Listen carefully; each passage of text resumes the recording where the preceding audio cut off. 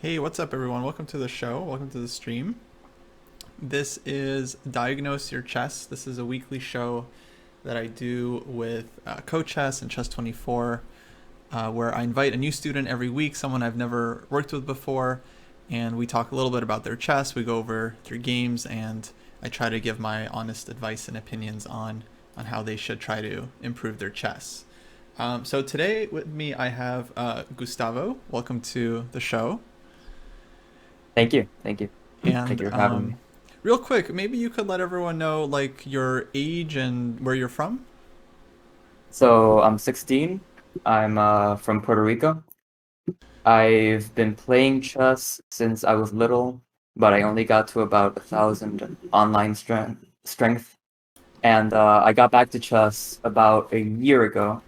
And since then, I've been able to go to a couple of over-the-board tournaments and started taking my chess a lot more seriously than when I was younger. And I've been able to get up to about 1,600 online on chess.com. Cool, cool. So nowadays, like, how are you? What kind of time control are you usually playing when you play online?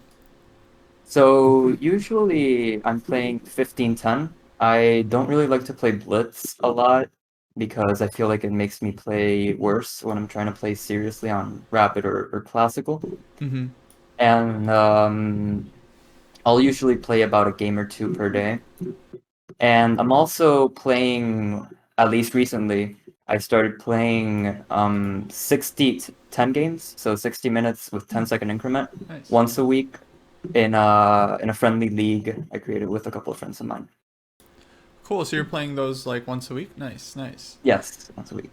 Um, awesome. Yeah, it's really important to just try to play like in general longer time control games. Just spending more time thinking about the moves that you're making is always useful. And are you doing anything for like your chess training, like tactics or solving or anything like that? Yeah, so usually I'll start my day with about an hour of tactics online on chess.com. After that, I'll play one game of 15-10. And if I see that I lost or that it was a complicated game, then I'll try to analyze it quickly without the engine, and then turn on engine analysis. Mm-hmm. And but if not, if it was like a straightforward game, then I'll play another one, or I'll just look at the analysis really quick and then play another one. Gotcha. After after that, I try to see if I have any time in the afternoons to work on my openings because I have a tournament, an overboard tournament at the end of the month, and I'm trying to prepare a little bit for that. So I'm working on my openings now that I Wow. have that sort of uh, time related thing to dedicate my openings to, What right? kind of tournament And is that going to be? Like over the weekend? yeah, weekend tournament, 90-30, Oh, nice. open, semi-open because there's a limit of players, but it's gonna be really cool. Cool, cool. We'll try to prep you. I see San Miguel in the chat is saying that you are the founder of your school chess club. That's awesome. That's And that true. you've Yeah, taught a bunch of people how to play chess. yeah, yeah. Wow. I and it's actually San Miguel has helped me a lot with that, and also shout out to Diego Martinez who might also be in the chat. They've both helped me a lot to build a chess club and to teach other students how to play chess and sort of lay that foundation, which has sort of created a small chess culture in our school. That's great. I mean, one of the best ways to learn something is to actually be forced to teach it to others. So Yeah. if yeah, it's a great excuse to like learn some classic games is to just have a class once a week where you're like, all right, we're gonna look at some classic games, and then you'll have to research them yourself and try to understand what happened. Um, Now, Sam Miguel also said Definitely. you're 2600 in tactics. Is that true? Yeah, on chess.com, 2650, I think. Oh wow. Do you also do the Yeah, puzzle rush? a little bit. I'm not very good at it. I think the most I've gotten is 21 on a 3 minute. Oh okay. Yeah. So you like to like take your time then on the problems. Yes, I do. That's another thing that probably contributes to like sort of a higher tactics rating. I'm not scared of taking like 5 or 6 minutes on a tactic. or as much as it takes to try to get it right and understand the problem. Okay, that's good because you're working on your like classical chess, which is longer time control, and that's something where you're gonna have time to calculate. It's not so much about finding tactics super quickly, but rather like delving deep into the position and like actually seeing some lines. So I'm happy that you're doing that. And then beyond tactics and playing, do you do anything like reading any books or like watching videos or anything like that? Yeah. Usually my free time, like if I'm eating lunch or just sort of trying to rest a little bit between classes, I'll watch some John Bartholomew. I really Mm-hmm. like his climbing the rating ladder. Cool, Um, cool. I'll watch some Agadmator, obviously. And in terms of books, Obviously, why? Obviously, I know. I mean he is the chess personality, but in terms of chess books, I'm reading Chess Strategy for Club Players by Herman Gruden. Oh, I okay, started good book. reading it Nice. just recently, and it's a really, really good book. I've barely gotten into it, but from what I've read, I really love it. Awesome. And how often are you reading that? Just whenever I can. I don't think I've read it for at least the last week, but I got it about a month ago, and I've read about 5 chapters on it. Okay. I mean, that's a good book. That's a really good author, Herman Gruden. I like his stuff. So, I mean, it sounds like your tactics might be good. So, if that's like the thing to work on, I would say like just try to read a little bit every day. Do you work like with a physical chessboard? Yes, I always try to play through the variations on a board and for the games. Awesome. Do you have it like set up or do you have to set it up every time? The chessboard, do you mean? Yeah. Or like the positions? The Yeah, board. Hmm. yeah, sometimes I have like a stationary board and I also have a travel board. Sometimes I like to sit down outside a little bit to read so I can clear my mind Hmm. too and sort of, breathe fresh air. But Okay. Well, that's awesome. yeah, so sometimes I use a travel chessboard, sometimes I use the regular one. Okay. Try to have a board set up like at all times. If it's always ready to go, it'll be much easier to use it. And then if you just have like a soft goal, like you just want to read a little bit every day, like 3 4 pages or 3 4 examples, right? Like doesn't really matter. You'll get through it really quickly. Um, but okay, so yeah. Also, I wanted to say, yeah, John Bartholomew has a great channel. He has some really instructive videos, and there's some really good stuff out there. Um, okay, well, let's start looking at maybe some of your games. So I guess today I'll try to give you some guidance. Although I feel like you're already kind of like on the right track. Have you played a 90-30 like classical game before? Yeah, so I started playing over the board classical tournaments I think in October of 2019. Hmm. And I've played only about 3 or 4, I think like 4 or 5 actually. Wow. Usually weekends or tournaments. Yeah, that was like the worst time to start playing because you need Hmm. some time to like adjust, and then immediately everything was cut off. Absolutely, yeah. Well, at least you got some experience, so Hmm. that's good. It really is. I mean, a whole different thing playing online versus over the board. Okay, so I just picked this game at random. This looks like Petroff. Do you remember this one? I think yeah, this is the one of the 60-10 games I was talking about actually against San Miguel who's in the chat. Oh, nice. Um, That's funny. Yeah. I played this 60-10 game and I played it on a over the board, sort of playing it on my phone and also over the board to try to visualize a little bit better. Gotcha. Okay, cool.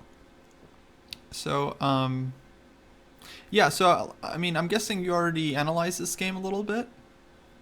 Yeah, I looked it over with Samuel and with the engine, but I haven't looked it over, I think, what it deserves, sort of thoughts, deep thought with other players. Mm-hmm. Well, do you have some idea of where you think? Because I know you ended up losing this game, but where do you think you ended up going wrong? Well, there was sort of this plan that wasn't the most sound, which was playing c5 and then knight e5.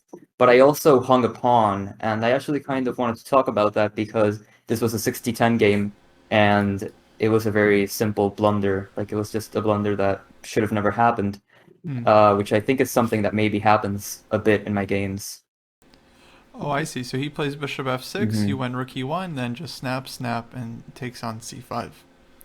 Yeah. Yeah, sometimes, we just don't really like pay attention to our opponent's ideas. It's like very common, I'll tell you, at pretty much all levels it can happen. It's just much easier in general to spot your own tactics, just psychologically, because you're playing with white's pieces, so you're looking for your own opportunities. And then even though your opponent is making moves, we're not always like really paying attention to what they're doing. So one kind of skill that I think players often develop over time is just you learn to appreciate exactly what the opponent is threatening, and it's not too difficult to explain. Basically, what happens for me is like as soon as a move is played, like bishop f6, my brain just like immediately jumps into like a tactics check. Like what's their next move? Do they have a threat? And then I might see like, for example, oh, knight takes c5 might be one way to win a pawn, or like bishop takes e5. I mean, not always. I'll definitely miss stuff, but the idea is you want to kind of get into the habit of always kind of immediately checking, like, oh, what are they? What are they now threatening? Um, Uh, Basically with any move, and you want to do the reverse as well. Like, what are they now hinging? Because every move is always going to leave some squares behind, and so a lot of times, if a move is a blunder, you can kind of spot it just by understanding, like, well, which squares are now left undefended. This becomes more obvious, with like pawn moves. When someone makes some random pawn move, our brain might like immediately see the square that's now kind of like undefended, and you kind of learn to do that with piece moves as well. good. Um, so yeah, I mean, basically it happens, and like whenever I think about me doing these things, it's because I like wasn't, I don't know, fully focused or something, like not being really really careful. I think that's just like pretty typical, and what can you say? Over time, it gets better. Let's talk about the c5 move though, because this one I would say feels more like a strategic Yeah. um, and what do you think is the problem with this move? I think maybe it's a little bit too committal. I have some nice tension on the center. I have a flank pawn attacking a center pawn, and maybe c5 is sort of fixing this pawn structure, which is maybe a bad move. Bad move. Yeah, basically right. You're kind of letting go of all your pressure against black center, and in fact, if we think about the Petroff, conceptually, this is like your whole idea, because this is the position that we're getting, and it's like a symmetrical position, except black got an extra move, knight e4. And the whole point of white's play is to argue that this move, knight e4, is not good for black's position because the knight can be undermined with a move like c4. And this kind of is white's entire strategy. I think like knight c3 is probably a move here because this puts more pressure on the knight on e4. And then if black takes this one, bc, of course, white is going to be able to trade off the one of the c pawns if you want. Or here, you can advance c5 and argue that like you have this open b file for your rook that's going to be like pretty annoying. So this is like a structure that white can kind of argue you have like a kind of a small initiative in. I think the way you played it is reasonable with queen c2, because here you're kind of following the plan, putting pressure on the knight on e4. And so this is basically what is supposed to inform the strategy. Now black plays f5, very committal move, but very logical move, because he wants to control the e4 square. And yeah, when we play c5, then it's like we give black a free hand now on the king side, because there's no more pressure in the center. So in general, when the opponent has somewhat weakened their king side, like with this f pawn, we kind of want to keep some pressure alive. So the queen really loves using this diagonal at some point to kind of put pressure on the king. So yeah, my first instinct in a position like this would be something like taking and queen b3, and then just kind of putting some pressure there, reminding black that d5 pawn has to be defended. then yeah, knight can still come to e5, and I think we're in good shape. Okay, let's see what happens. So here, rook e1, took this one. Now knight takes d5. Oh, some tactics Yeah, here. yeah, I had sort of calculated. I hadn't seen obviously on knight takes c5 and that my pawn was hanging. But after this, I had sort of calculated all of the variations and I determined that I was okay. Although I missed a key move at the end. Oh, I see. So let's see what happened. Wow, this was really sharp. So check here, takes, oof, queen d1. Huh. Queen f1, bishop e6, and yeah, I guess black's rook is kind of more active here. And now bishop c4, kind of a big threat, huh? That's sort of the key move I had missed. Because sort of in the middle of the variation back in queen c4, I had noticed that at the end my opponent could play queen d1, but I thought after queen f1 I would be okay because I would just be playing something like b3, bishop b2, defending the rook while also developing and attacking the queen. And I thought I would be okay, but I had missed totally this idea of bishop e6 and bishop c4. Oh wow.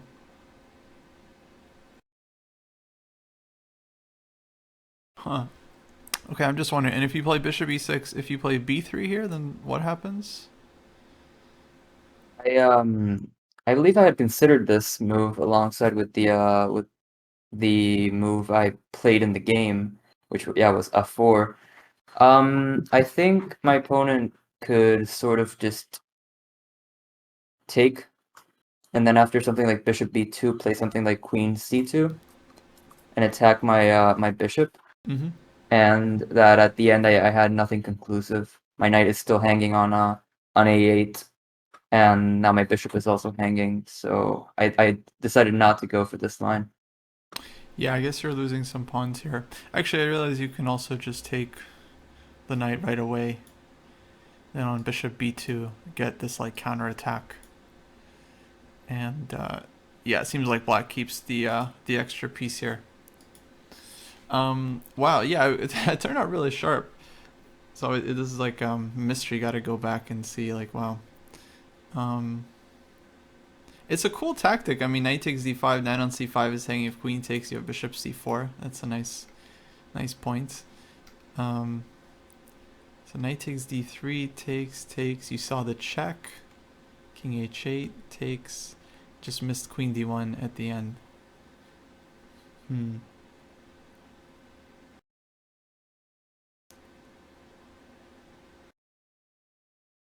And if not queen Thought for d1, if sure. black goes like, let's just say like knight d3 or something.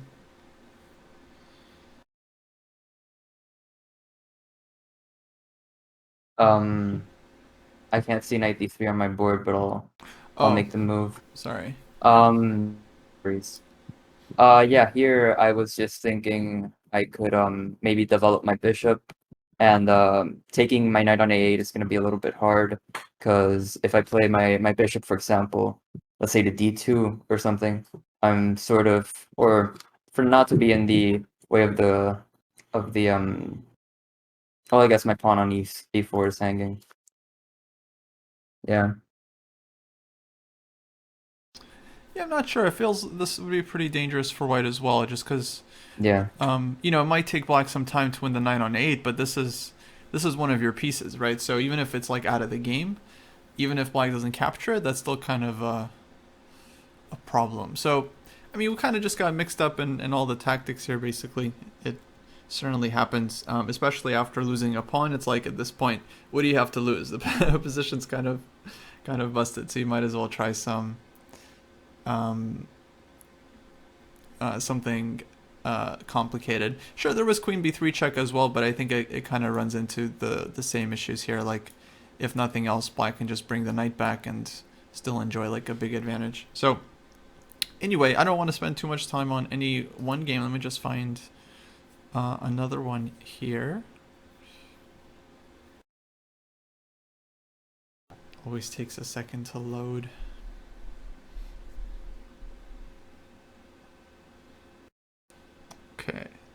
So next game was against Must Jab.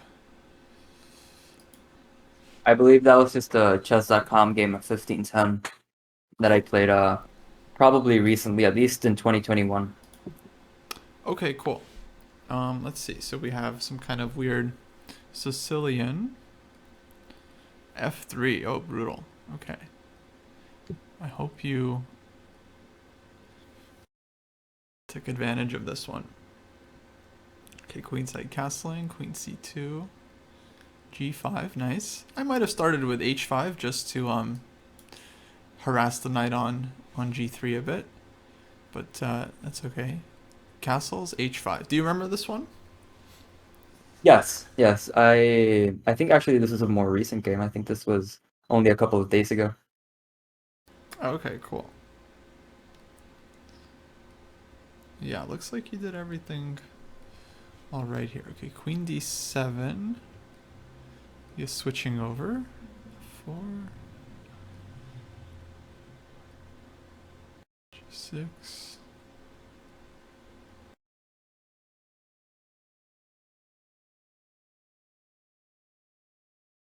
Oh wow, somehow we found this endgame. But you should Yeah, and have. before I had a really good attacking position, but I feel like I didn't take advantage of a pawn break that I could have had. So, for example, when his knight was on f3, I think, Mm-hmm. if we could go back to that point. Um, yeah, here I I think maybe at some point I could have taken on f3 and then played g3, sort of taking advantage of the fact that I'm forcing a pawn break. I'm forking a rook and a pawn, and I'm forcing him to sort of open up the position. When after that, when I tried to switch over the queen to g7, I had no pawn break. Right, yeah, because he finds this move f4. Mhm. You're probably still doing well here. I mean, your position is you just have so much space. Like I'm sure you're doing great. Like maybe just even putting the bishop on d5 and taking advantage of the fact that white can't really go c4 because you have knight to d4. And yeah, I think you have like fantastic position chances here. Um, yeah, like it felt like your attack is so good. I mean, a lot of players would even just play g3 at this moment, which I think is totally reasonable.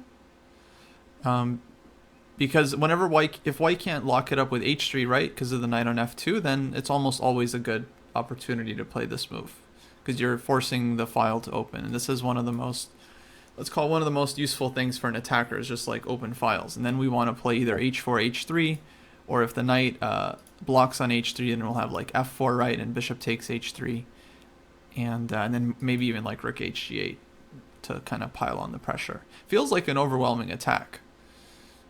We just have like so Yeah. much space in the position. Do you remember during the game, did you have some like aversion to playing g3? Was there some reason you weren't sure about it? I think maybe I just wanted to make the position as perfect as possible. So I sort of brought in the bishop first, made sure all my pieces were active. And since I didn't see a clear continuation after g3, either after trading the bishop for the knight first or playing g3 immediately, I decided against it and I went for sort of getting my queen more active. Because I also thought maybe my queen wasn't going to be very active on this diagonal. That's interesting. Yeah, I think you might be right because like yeah, you could have played g3 there. You can play g3 in this position and take with the bishop, and I would say this also looks extremely good for black because you are kind of breaking down the blockade. You're just gonna go like h4 h3 basically no matter what, and then f4, and white won't be able to kind of hold it. Or you can take on f2 like you said, and then go g3 here, and this also looks fantastic for black. So, question about h4. You could start with h4, but the reason I want to start with g4 or with g3 is because while we have the chance to guarantee that we're taking something and that these pawns are getting traded, this is why this is kind of the right moment because there's a rook on f2. White can't lock it up with h3. Then it would be kind of harder to break through. And if the rook moves back, of course, we just take on h2 immediately so that we can have the open file. And then again, we just want to keep breaking things up with like h4, h3. This is kind of a fundamental principle of attacking chess. You just almost always want as many open lines as possible. And then if the position is open enough, this is the type of position where you start looking for like rook takes g2 type of sacrifices. Sorry if the position is might be jumping around a little bit. I meant to go here. Yeah. So this is the type of position where you just try to open up as many lines as possible, and you just basically say, well, look, your rooks are on h8, g8. So if the position opens up, number of pawns doesn't matter. None of that matters. It's all about opening up these rooks against white's king. And if you can do that, then you'll likely find checkmate. So yeah, there's something about wanting to just build up endlessly, because it is nice to get the queen involved. But yeah, the queen was already kind of definitely having an influence in the position on d5. Making it very difficult for white to do much of anything here. So yeah, maybe something to think about. Because it kind of like felt too slow, and then all of a sudden white is like creating counterplay. Probably our position is still good, but who knows, could be messy. Mhm. And okay, but then we end up finding this endgame. Rook g5. I think it's okay.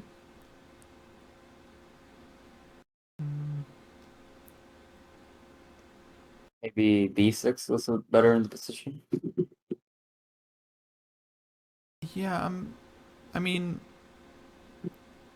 we definitely still want to play for activity. Like, my first thought would be just rook e8.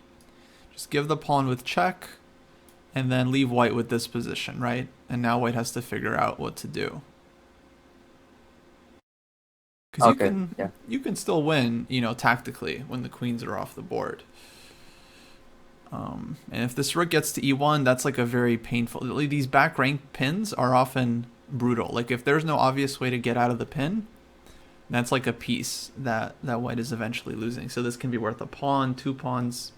Let's just look at this for a sec. So white will go g3, I think, forced. Gotta save the back rank. And then let's say we give check, king g2, and we just keep it real simple, like bishop e7, just with tempo. And then next move, rook d8. Feels like game over. Maybe let's say rook d5, white tries. I think maybe you could go to rook to f8 and try to just pile up on the knight. Yeah, that looks completely winning. Like rook f8, rook f1. And white is just completely tied down. And then there's going to be like even checks and yeah, g1, pawn on g4. Yeah. Another way to possibly really make things difficult for white would be to go rook d8. And now trade off this rook and leave white with this pin that they have to deal with. This would be pretty unpleasant too. So a couple of different directions here with this kind of additional idea, like bishop b6 and then maybe some rook g1. But anyway, I think what you did is actually totally fine.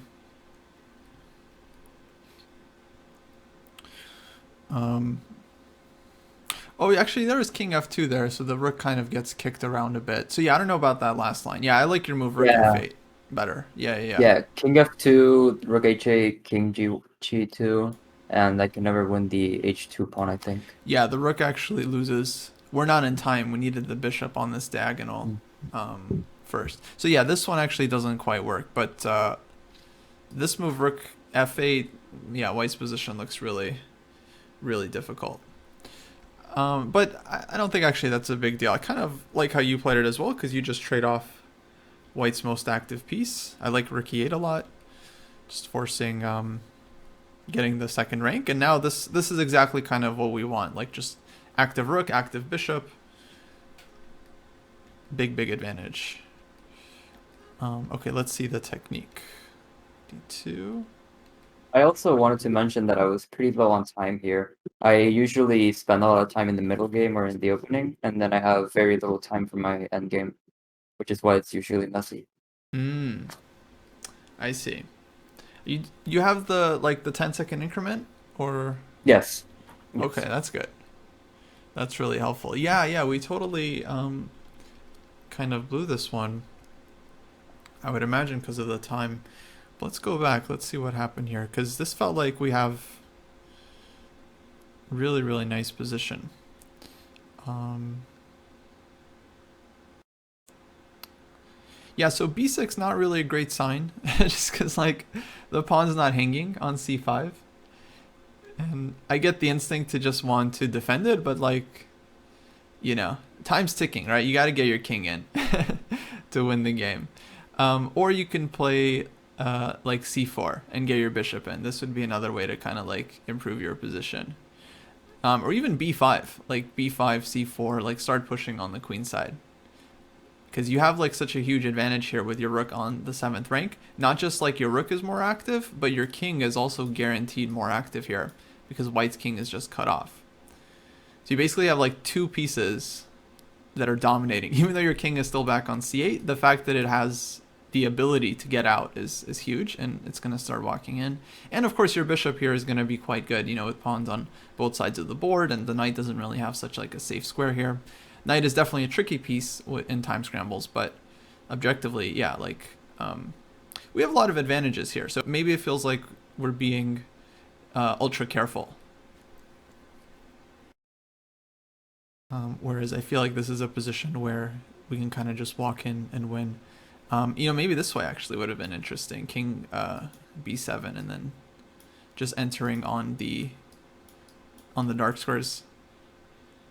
Yeah, I think maybe that would have been even a little bit simpler than the plan I tried to adopt, because after king d7, king e6, you have to find the way to get your king in. Meanwhile, the other way is sort of free. Right. So here, yeah, we ran into some checks.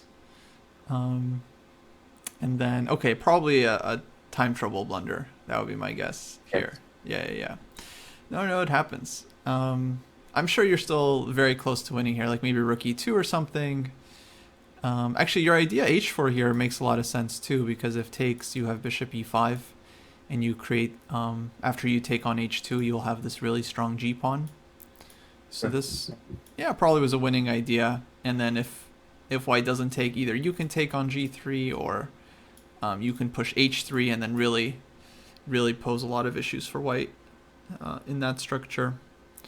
Maybe also play bishop e5 to try to put a lot of pressure on g3, seeing as he can't take. Yeah, exactly. Absolutely. You can just play bishop e5 next move and break through. So yeah, sometimes you need like you just need more time to find Yeah. which is, well, that's what rapid is. I mean, it's definitely quicker than classical chess. If this was a classical game, you have more time. You'd have time to kind of like figure it out. So not a big deal. Okay, actually, but we ended up winning the game anyway, which is interesting, I think.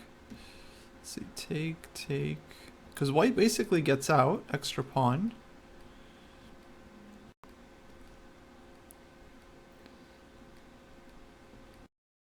Oh, nice. Wow. Got in with the king and pawn endgame. Apparently here he's still drawn, which I'm not so sure how that works. Huh. Yeah, engine's giving like a5, some weird move. Yeah. So here, 3. Yeah, actually, I think it's a5, and then he can sort of bring his king backward, and his a pawn is so advanced that he ends up queening at the same time. Oh wow, miracle draw. Yeah.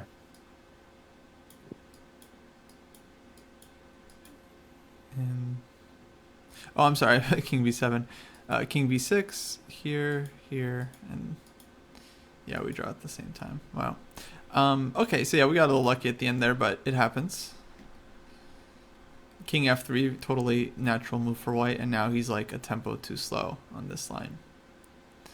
Wow. He played a5 here, that's cool. Take 4, take this one. Nice. Okay, good technique at the end. All right, let's look at the next one.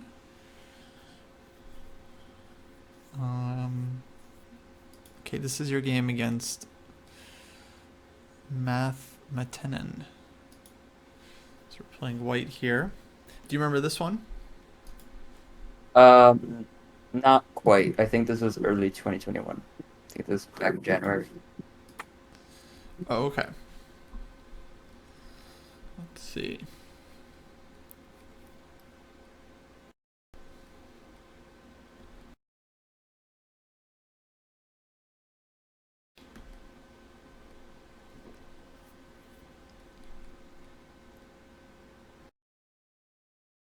Oh, wow.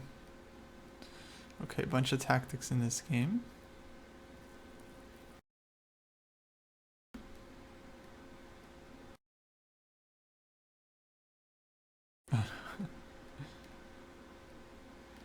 H6 and yeah, all over. Okay. Yeah. Although I don't want to talk about it too much if you don't really remember what happened. I just kind of want to see how it No, went. I mean it's fine. I remember the analysis, and I also sort of looked over the games before the class. Mm-hmm. Um, so I mean, I went F4 because I thought I had a pretty good space advantage, pretty Yeah. good development advantage, and that I could maybe go for a kingside attack. Yeah, F4 is normal. Um, but after knight to d5 and knight takes, I think maybe I'm giving him too much of an opportunity to activate his queen and sort of centralize it without me being able to um put any pressure on the queen and sort of develop with tempo, which I think maybe was a problem for me in this game.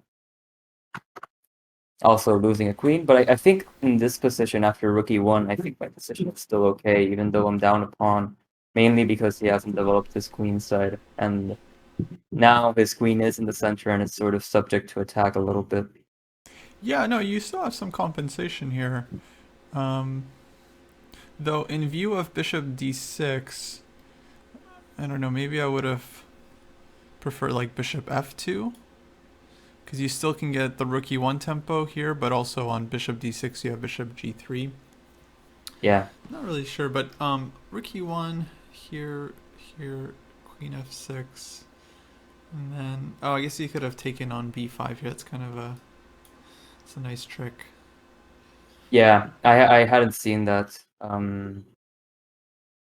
It was a lot better than knight takes c6 because I think then he gets to trade off some of his undeveloped pieces for some of my very developed pieces, like this knight on Right. d4 that had moved a lot. Yeah, and so now bishop takes a7. That's a really interesting moment because Yeah, it's like here I it's thought I was totally winning because I thought I was just winning a rook, but I had missed that he could sort of at least keep me in a draw. yeah, you can take here and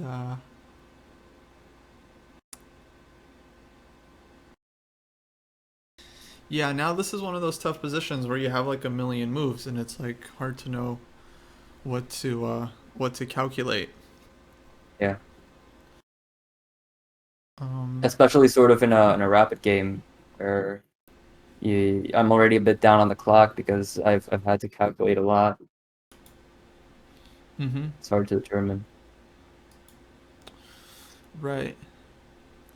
Um, yeah, my first thought here was like queen f3 because it's like so hg queen takes c6. Okay, we kind of saw how that plays out. White's king is just ends up too weak there.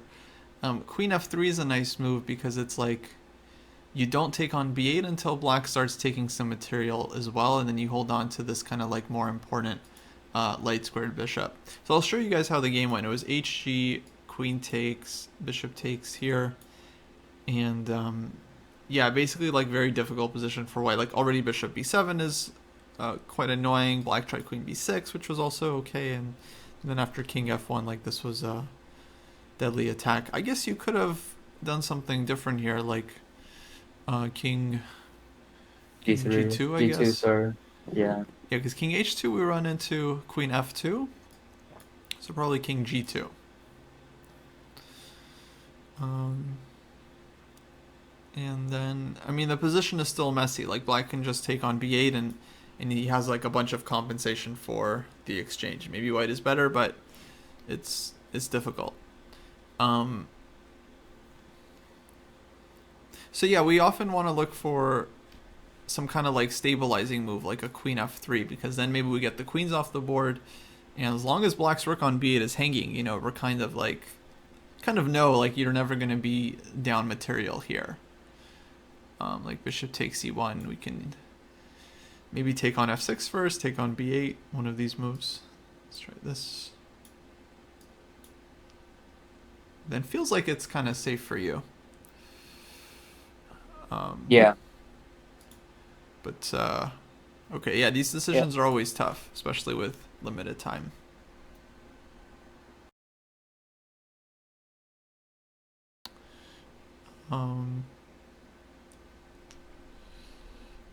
Okay, yeah, you could argue also e5 maybe a little bit early, because you're left with this kind of isolated pawn. I don't know if black really reacted in the best possible way here, but yeah, I'm not sure about this move. It might be kind of early here. A lot of players would start either with a3 to stop b4, so you don't lose your e4 pawn, or like bishop f3 might be possible as well. Kind of setting up e5, maybe under better circumstances. Okay. Yeah. I don't know. I'm not a big expert in this opening, but yeah, just something to consider. But let's go to another one.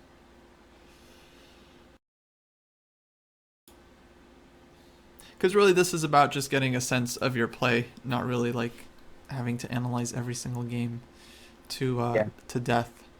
Okay, next one here, we're facing the French. Do you remember this one? Yeah, this was played at an online tournament, I think a couple of months ago. A local online tournament. I think the time control was 25-10 or something like that. Cool. Okay, looks like we just won a pawn here. So that was good.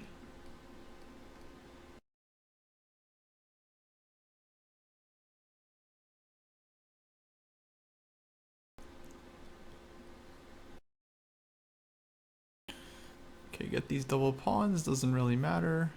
King d2. Huh.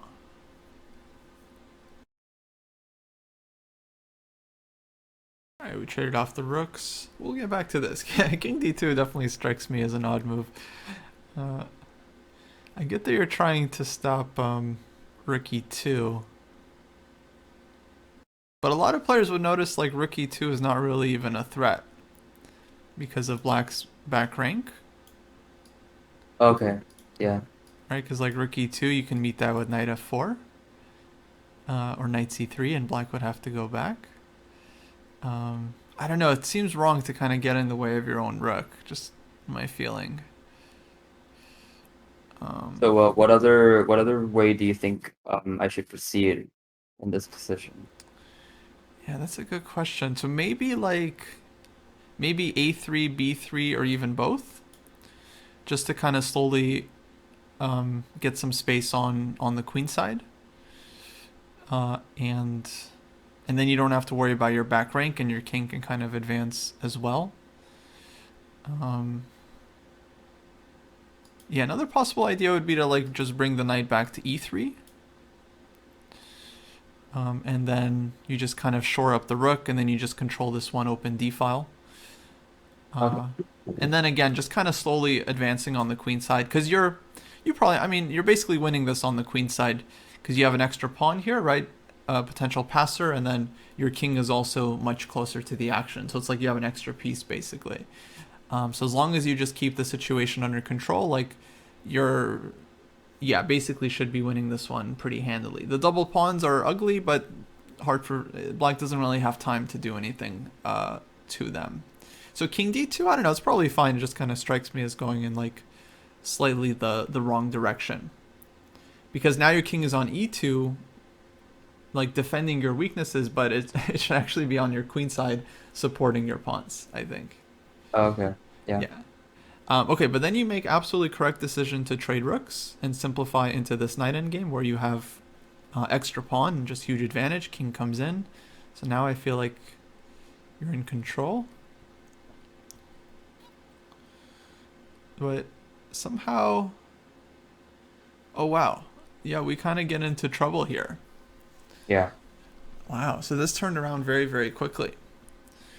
Um, yeah, I feel like this shouldn't have happened. I mean, your king is on e3, and then like 3 moves later, black's king is on d5, and you haven't made any progress. That's why Right? sort of I selected this game because it's a game where I was better since the opening, but I failed to convert because I misplayed the endgame. Mm-hmm. Yeah, it seems like maybe seeing kind of a pattern where you have like this advantage and then are not capitalizing on it in maybe the most like concrete way. Or let's say the most like, because it doesn't have to be concrete. Let's say you're not kind of like not pulling the trigger in some of these positions. Because this is definitely feels like something where we should be much better, even if we weren't up a pawn. Just the fact that our king is like much closer to the center and our knight is a little bit more active is kind of nice. But with the extra pawn, then I think it should really be a decent position. So one idea would be to just immediately go after the a6 pawn with something like knight b4, because if you get these pawns to push forward, then they kind of become easier to attack, like a5, knight c6, for example. And then a4, knight d4, just as a sample line. So black, of course, can't Okay. trade knights. That would just be totally losing. Has to play something passive like knight to c7. Now you can start bringing in your king with king to e4, or you can slide over this way and head towards b4. And this seems like you're winning this pretty easily. Yeah, I think that's sort of one of the main things I missed in this game, that I have this 3-2 majority on the queen side and that I failed to sort of put my efforts into creating a pass pawn on that side. Mm-hmm.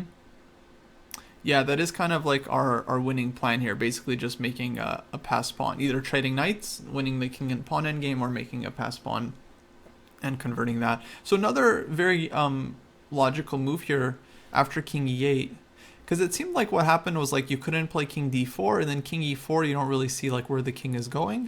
So you decide to play b4, like maybe fixing the weaknesses. Hmm. But the problem was like this knight on e6 is just kind of in your way. So like another logical move is knight f4, just challenging the knight, knowing that black can't allow a trade, so black has to give ground. And this is why knight endgames are often compared to like king and pawn endgames. Um, this is kind of like a general principle. Like knight endgames are often very similar because when you have these two knights that are kind of fighting for space, a lot of times they get into each other's way, and whoever has the advantage in the king and pawn endgame can always allow a knight trade, right? You're always okay with a knight trade, and that means that the other knight now has to move away and give up space. So now black has to play like knight c5 or something, or knight g5. Knight g5 probably a blunder. We just kick the knight with h4 and nowhere to Yeah, go. trade. Yeah, it has to trade. And then if knight c7 or knight c5, then the king starts walking in. And once your king gets in the range of like d5, king c6, then it's all over because the pawns are just going to fall. The king is just such a powerful piece here. So yeah, just lacking a little bit of like killer instinct in some of these end games where if your king just gets in, it's basically going to be decisive. In this game, actually, one of the previous games too, like when you had your rook on the seventh rank as black, and you had the bishop and you had like the king. If you just got your king in, I think you win that one really easily. Yeah. Um, and then yeah, here actually we could have traded knights with knight f4, but now it might be your other game where your opponent traded into this and up a pawn, but totally losing. Um, so it was good we avoided that, but now black gets super active. We play a4. So we do create this passer, but black gets their counterplay. Now it's like kind of unclear.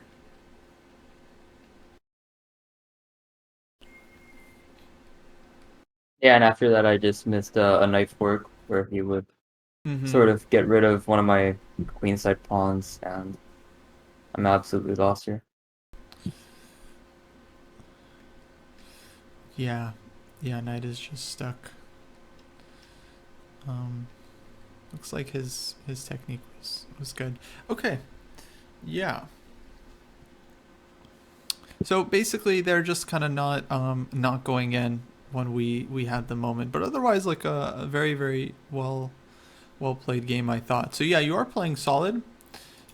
Just have to work on your technique a little bit, and we'll talk about that. But let's look at some more games.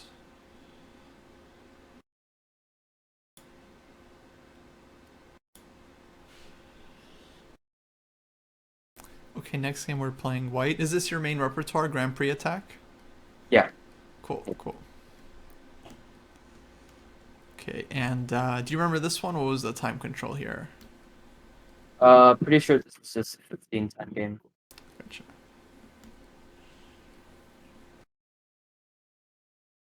Oh wow, interesting pawn sack. Nice. Get it back.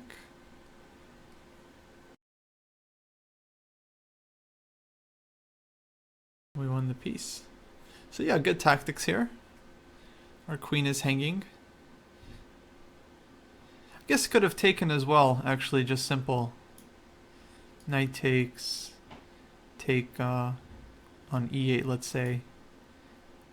And because you're hitting the other rook, he has to take back. Yeah, I had failed to see this. But I sort of mean, threatening the other rook. you did it, I think, is also good. Does he have a move? Oh, he has knight d6. Sorry, I missed this one. Okay, so you could have held, actually, somehow. Although, I have a feeling you would still find a way to win this game because black is under serious pressure. So queen c8, okay, we take this one. And now we just trade everything off. Okay, g3.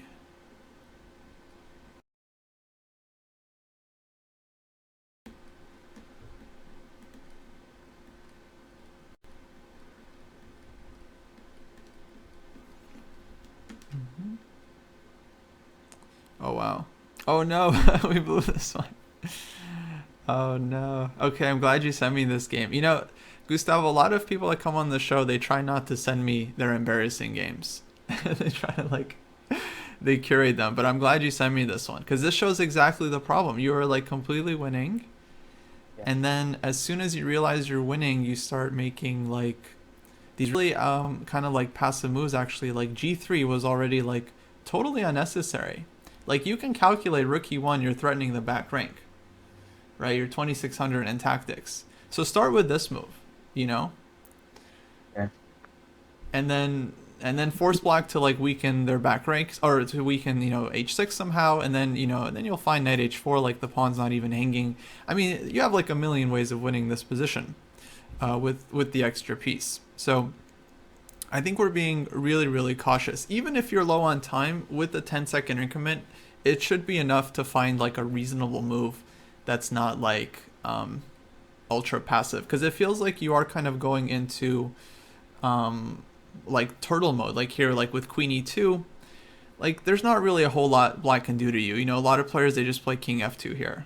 And then, okay, you can see like there's no checks. If your king is next to the knight, you're always kind of safe. You'll always be able to block with the queen or something. So like with an extra piece, you have a lot of room. There's no way you get mated here. You know, there's like nothing black can really do to you. Maybe you can blunder all your pawns, but only if you're super super careful. That's kind of how we start blundering, because then as your time ticks down, you know, you get more and more nervous. I mean, I'm speaking from experience. You know, it happens to everyone.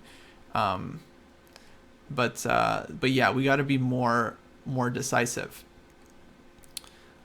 And now this one is, yeah, now it just gets too tricky, and it's like, it's kind of like it's not clear what we're playing for, because we start playing well, I think, with like knight g6 and f5, but then we go back to like passive, and then it ends up just getting super messy, and then yeah, blunder happens.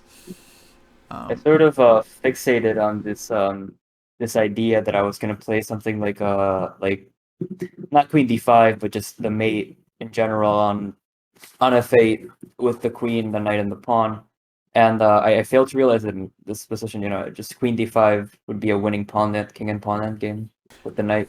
Absolutely. Actually, that's a good point. I think a lot of us, when when we're low on time, we kind of tunnel vision and we see one idea, one possible checkmate, and we try to set it up. But the reality is, yeah, you probably have like 5, 6 different plans that win this position. Like, putting the knight on f4 and then playing like queen h5 check might be super strong. Or the simplest way, like you said, is just queen d5, like just trading queens. Any queen trade and you should be winning easily. Especially in a time scramble, trading queens is nice because then you can start like making very, very quick moves and you can convert those easily. So yeah, it's important to remind yourself like there's many ways you can win this one, and any queen trade is good. And yeah, once you play c4, then actually yeah, it's kind of all over. Like queen f3, queen d5, that would have been good. Okay, so yeah, something we'll definitely talk about, but let's look at. I think we have a couple more games to go through.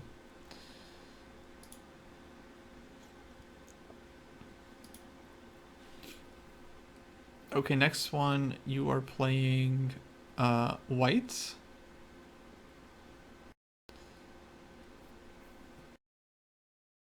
Sorry? I think you're playing white in this one. Yeah, yeah. This was I believe this is a game I played in over the board tournament about a year ago. Cool. Against a 1620 feeder. Okay, cool. So this is over the board, nice. Yes. 90-30. Mm-hmm. Yeah, Winawer is a tough opening, but you handled it well. Got the dark squares.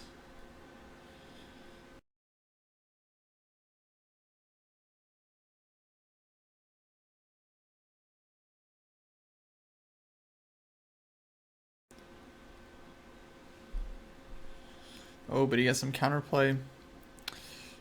And oh, had check and takes. Oops. Oh wow. Wow, this game is like full of surprises. So he goes here. Probably should have just like pulled the bishop back. So he misses this one. Very nice. Take here.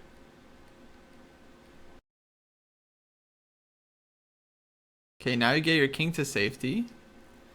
And you don't trade queens. Good. Absolutely correct decision there not to trade queens, because his king is way weaker than yours, even though you have the extra exchange.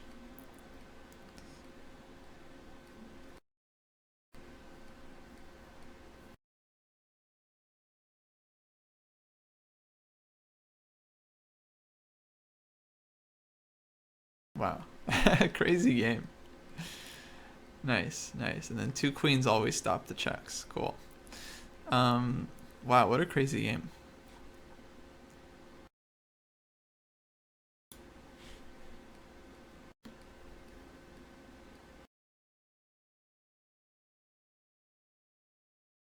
I like this plan of this like queen g7, queen h6.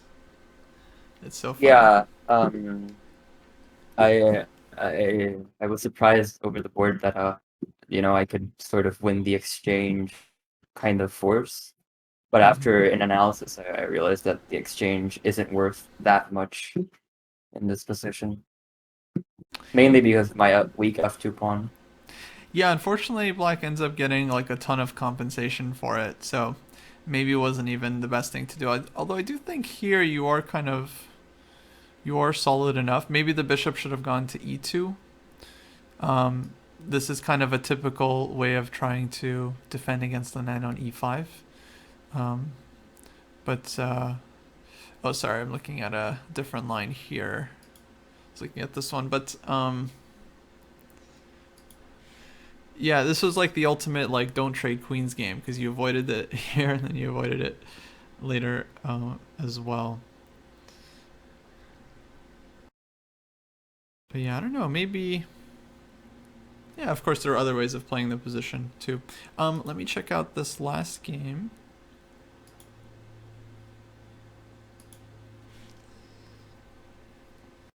And okay, here we're playing black. Or are you a King's Indian player? I actually can't see the position on the board. It takes a little bit for it to load. Sorry. King's Indian, I I think that was a game with C4, right? With the English? Yeah. Mm-hmm. Yeah. No. I usually play the Grunfeld, but I couldn't find the way to get in the Grunfeld. So I just Oh, played the King's Indian with C5, I see. which was the part of my repertoire before. Oh, okay. Yeah, a lot of Grunfeld players they play d5 in this position, and there are some lines here. It's pretty similar to a Grunfeld. You still play bishop g7. You try to take the knight on c3 and kind of similar play. So you could definitely do that one. But okay, there's nothing wrong with the King's Indian either. So h3, and then it actually goes into Benoni basically with d5 and e6. So e6 is a good move. How do you feel about these kinds of Benoni positions in general?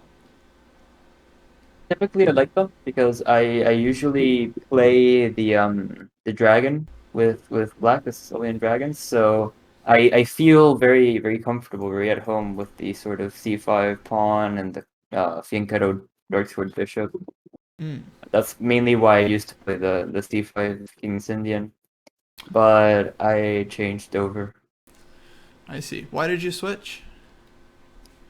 I started getting unfavorable results with the C5 King's Indian, and I sort of realized that some lines looked at master games and everything, and did not like the positions that Black got out of the opening. Okay. Um, yeah, I don't know. You're doing quite fine in this one. I mean, this endgame was, of course, endgame got super messy, but well, let's see this rook endgame.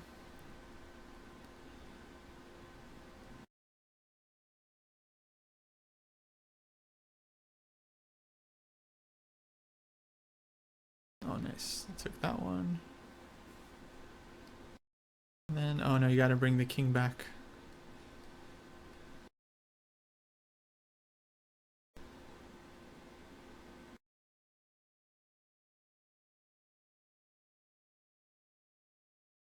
Yeah, here after C7, apparently King C3 was um was drawn because I could push my rook to C6 and then go behind the rook, play King B6 and take the pawn.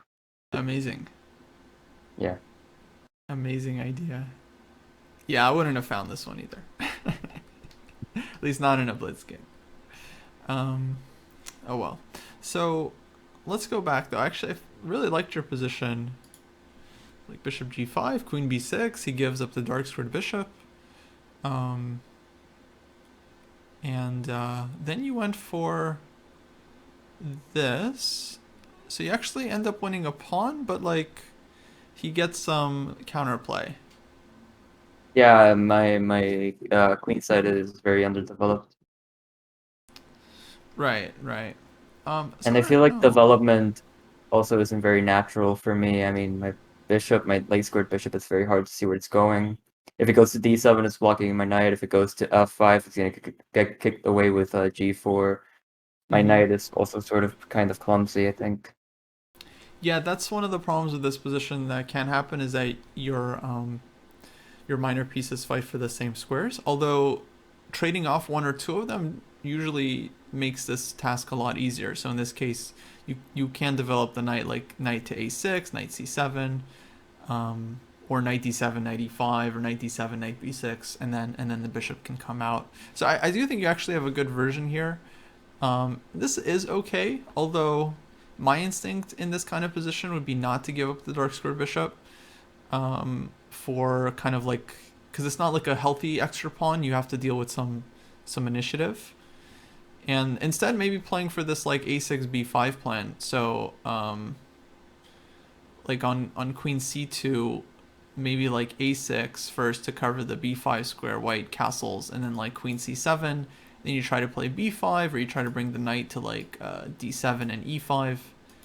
And I would actually just try to keep your dark squared bishop alive. I mean, you probably understand the power of this one quite well, but that's just a small thing, not hugely important. Um, but yeah, okay, Gustav. I think I'm ready to make this diagnosis. Um, I definitely feel like, yeah, you gotta be, I think, maybe trying to play a little bit more aggressively in some cases, like especially when you have the advantage and you're trying to like convert a position. Feels like you're being a little bit too careful in that process. That can be a really good thing in many cases because you kind of like can restrict your opponent's counterplay, but there is kind of a balance to it, and there can be a point where it becomes too much, and you just need to go for the kill and finish the game. Um, so the way to work on this, I mean, partly it's psychological. You have to kind of consciously maybe even remind yourself, like when you have an advantage, you need to like focus and try to convert it as efficiently as possible. Um, and another thing you can do is maybe study some games of like some attacking players, because then I think you'll see how they can really you'll see how they kind of finish off positions. You know, they find like combinations, they find a way to like mate the king. Even if they're doing well, they always want to find a way to just like completely open up the position, you know, destroy the shelter in front of their opponent's king and just deliver mate. So a couple of good books are the attacking manuals from Jakob Agard are pretty well considered. But there's also lots of attacking players worth studying, like Tal and Kasparov, Shirov, all these guys, like super interesting players. I'm sure there's tons of content like on YouTube as well of people just going through like games of like famous attacking players. Um, I feel like that would be the thing, because yeah, it feels like you're yeah, nowadays Dubov is is a really good player to look at as well, because it does feel like your calculation is probably all right. Um, and so yeah, I just want to put you in a better position to use it.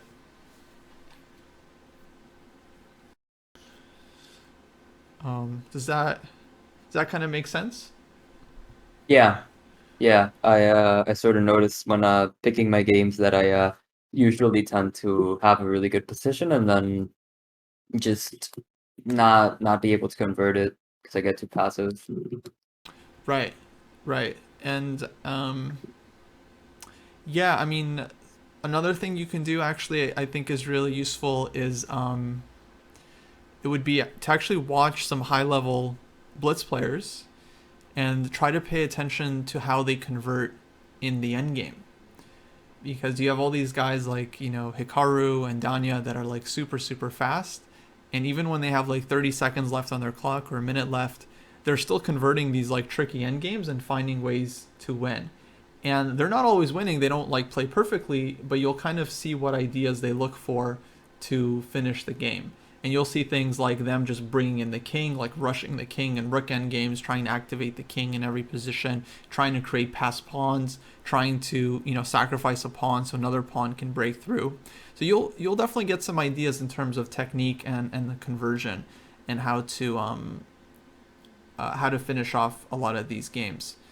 You can also go on YouTube and find lots of videos of people playing Blitz, like in person, actually. Like World Blitz Championship. Magnus is obviously like insanely good Blitz player. Yeah, actually, forget everyone else. Just watch Magnus play some Blitz. His technique is very good, and his instincts are incredible.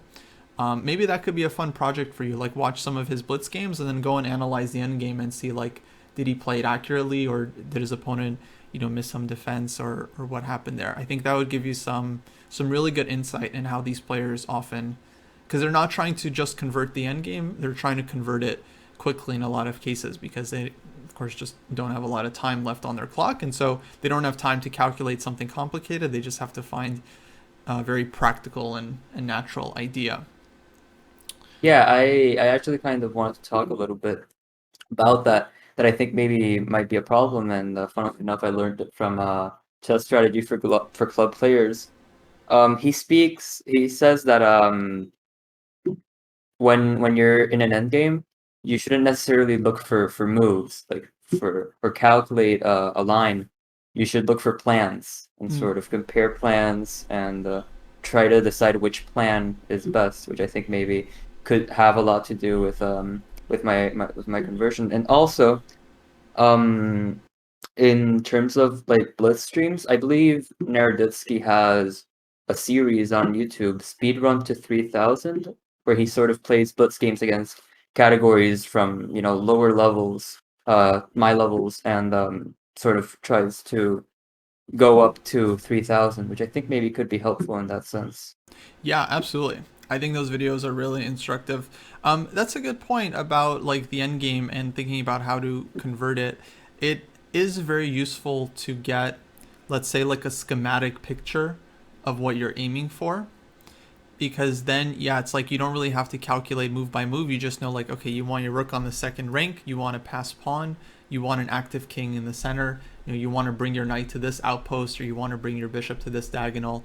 If even when you're low on time, if you can get some kind of sense of the scheme you're looking for, where are like what's the best spot for all of your pieces, that can actually help you make decisions very very quickly because you know where everything is supposed to go. Yeah. So that's definitely a really important point about the end game. And in classical chess, it's important to kind of spend time to kind of plan it out, like long term, like where you want to position everything.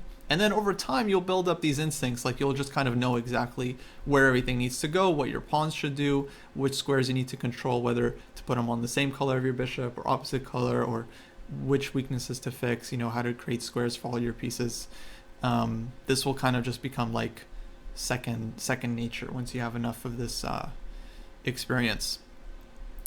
So, well, with most players, I mean, there's lots of stuff you can work on. I like the book that you're reading. At some point, it would be useful for you to read some endgame books as well. Just like in the future, the book Endgame Strategy, total classic by Shereshevsky. There are others as well that I'm a fan of, but that's always been the one that kind of teaches a lot of the fundamental principles of how to play typical in-game positions and kind of the style. Um, Yeah. In terms of endgame books, I've read one. I read Endgame Workshop by Bruce Pandolfini.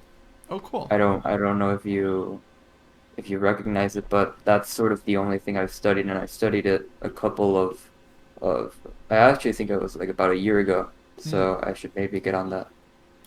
Yeah, honestly, I haven't seen it, so I couldn't tell you. But Mhm. yeah, at some point, it's, I mean, often very useful just to see some like classic end games and get an idea for how a lot of these positions are played, where everything should go, what to do with the pieces, what to exchange, and these kinds of plans. That's just kind of, I think, useful for, yeah, basically universally all players. Um, so yeah, I mean, you're in great shape, Gustavo. You're playing frequently. You're doing your tactics. You're analyzing your games. You're reading books and like learning about strategy. You're involved in the game. It's very important to like really spend a lot of time with the game, a lot of time over the board. Working through positions or analyzing something, analyzing your games, playing. These are the things that give you like this long-term experience where you truly become like a chess player. How long have you even been playing, by the way? So I technically began playing when I was little, but I sort of only went to scholastic tournaments, and I only got to about 1,000 online playing strength. And but I took the game back up about a year ago, I think it was on October of Oh, that's right. 2019. Yeah, Yeah. Mm-hmm. yeah. Yeah. So you haven't been like serious for all that long. Honestly, it's like, and chess is such a deep game. There are so many ideas that it really takes time, um, to make like tons and tons of progress. But you're on the right track. I think you're in really really good shape. Just got to keep trucking, like keep playing, and the way it works is like you work hard for several months, and then eventually like it clicks in. It's rarely, let's say, linear, like you go up and up and up, like every week you gain some points, but rather over time everything starts to kind of settle in and click in, and all of a sudden you wake up and you're like a much stronger player than you were a few months ago. So as long as you Yeah, I've, keep I've putting in those noticed hours, it'll happen. Yeah. I've noticed that happens a lot when I'm playing online. I won't make any progress for a couple months, and then I'll go up like 100 points in a week, which it just confuses me, but it's Yeah, just very typical. I don't know why it happens, but yeah, it's very common. You work for a while, and then all of a sudden you shoot up. So the important thing is to just like keep working, keep kind of investigating and like exploring the game, trying to read books that you find interesting, trying to study players that you find interesting. Just and there's so much content out there that like if something's not really like clicking with you, just find another something to watch because there's so much good stuff out there and so many good teachers that you can learn from. Um, any other questions before we wrap up? no, I think I'm good. Thank you. Thank you for the opportunity. Absolutely, it was great to have you. Thanks for doing the show and sharing your games. I hope the advice has been useful. And the idea of the show is to one day maybe check in with you again in a couple months, see how you're doing, see if you were able to incorporate any of the stuff we just talked about, and then yeah, see where you're at in a few months. Absolutely. Yeah. I welcome that idea. Okay, cool. I look forward to it. Well, thank you so much, Gustavo. Have a great rest of your day. And thanks everyone for tuning in. This show is weekly, Thursdays, 3:30 p.m. Pacific time to 5 p.m. And yeah, we work with a new player every week, break down their games, and try to give them some tips for the future. You can catch previous episodes of this on my YouTube channel, and this one will be going up there as well. All right, thanks everyone. Take care, y'all.